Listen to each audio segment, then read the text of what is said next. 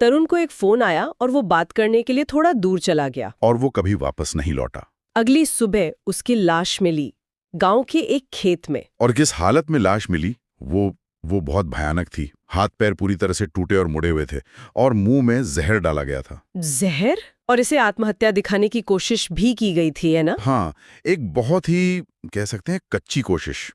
लाश के नीचे एक डायरी रख दी थी। एक मिनट, पर उस डायरी में लिखावट तो तरुण की ही बताई गई है। ये कैसे हो सकता है? जी हाँ, यही तो मामले को और उलझा देता है। पोस्टमार्टम में तो हत्या साफ हो गई थी, पर जैसा छोटे गांव में होता है, गांव की राजनीति, दबाव और मामला दबा दिया गया। बिल्कुल, न्याय का दरवाजा बंद हो गया। और यहीं से एक अलौकिक कहानी की शुरुआत हुई। उसके अंतिम संस्कार वाले दिन से ही, है ना? जी, उस दिन उसके 2 रिश्तेदार जब घर लौट रहे थे, तो उसी खेत के पास से गुजरते हुए उन्हें तरुण की आवाज आई। क्या कह रहा था वो? आवाज कह रही थी, मुझे बचाओ, पानी पिलाओ। सुन के ही अजीब लग रहा है।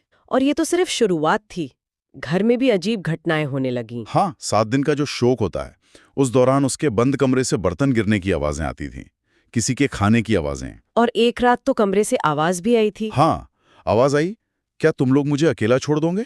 मुझे अकेले अच्छा नहीं लगता। ये तो बहुत ही डरावना है। एक परिवार जो पहले ही इतना दुखी है, उसके लिए ये सब झेलना। ये घटनाएं सिर्फ डर नहीं थीं, ये उस परिवार का गहरा शोक, शायद एक तरह का अपराध बोध और जवाब ढूंढने की तड़प को दिखाती हैं। लेकिन कहानी का सबसे चौंकाने वाला मोड़ आना अभी बाकी था। 1 साल बाद। 1 साल बाद कुछ लड़के तरुण की समाधि के पास खेल रहे थे। और उनमें से एक लड़का अचानक जमीन पर वैसे ही लेट गया जैसे तरुण की लाश मिली थी। हाथ पैर मुड़े हुए। हाँ,